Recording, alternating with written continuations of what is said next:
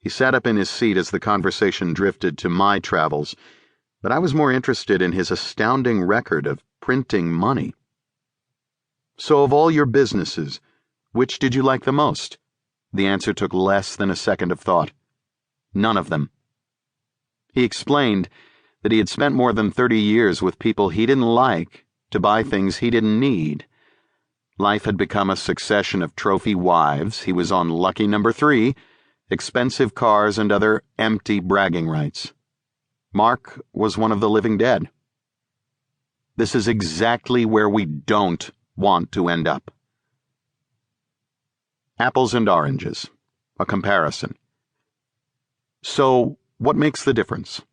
What separates the new rich, characterized by options, from the deferrers, D, those who save it all for the end only to find that life has passed them by? It begins at the beginning.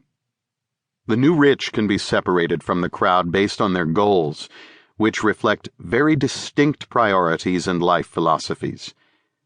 Note how subtle differences in wording completely change the necessary actions for fulfilling what at a glance appear to be similar goals. These are not limited to business owners. Even the first, as I will show later, applies to employees. D, to work for yourself. NR, to have others work for you. D, to work when you want to. NR, to prevent work for work's sake and to do the minimum necessary for maximum effect, minimum effective load. D, to retire early or young. NR, to distribute recovery periods and adventures, mini-retirements, throughout life on a regular basis and recognize that inactivity is not the goal. Doing that which excites you is. D, to buy all the things you want to have. NR, to do all the things you want to do and be all the things you want to be. If this includes some tools and gadgets, so be it, but they are either means to an end or bonuses, not the focus. D, to be the boss instead of the employee, to be in charge. NR, to be neither the boss nor the employee, but the owner, to own the trains and have someone else ensure they run on time.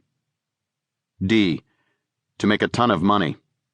NR, to make a ton of money with specific reasons and defined dreams to chase, timelines and steps included.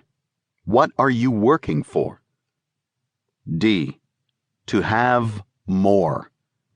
NR, to have more quality and less clutter, to have huge financial reserves but recognize that most material wants are justifications for spending time on the things that don't really matter, including buying things and preparing to buy things.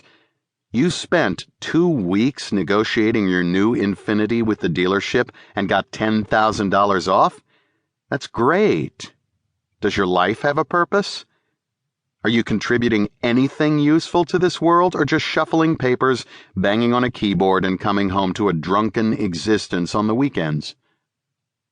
D, to reach the big payoff, whether IPO, acquisition, retirement, or other pot of gold. NR, to think big, but ensure payday comes every day. Cash flow first, big payday second. D, to have freedom from doing that which you dislike. NR, to have freedom from doing that which you dislike, but also the freedom and resolve to pursue your dreams without reverting to work for work's sake, W4W. After years of repetitive work, you will often need to dig hard to find your passions, redefine your dreams, and revive hobbies that you let atrophy to near extinction. The goal is not to simply eliminate the bad, which does nothing more than leave you with a vacuum, but to pursue and experience the best in the world. Getting off the wrong train.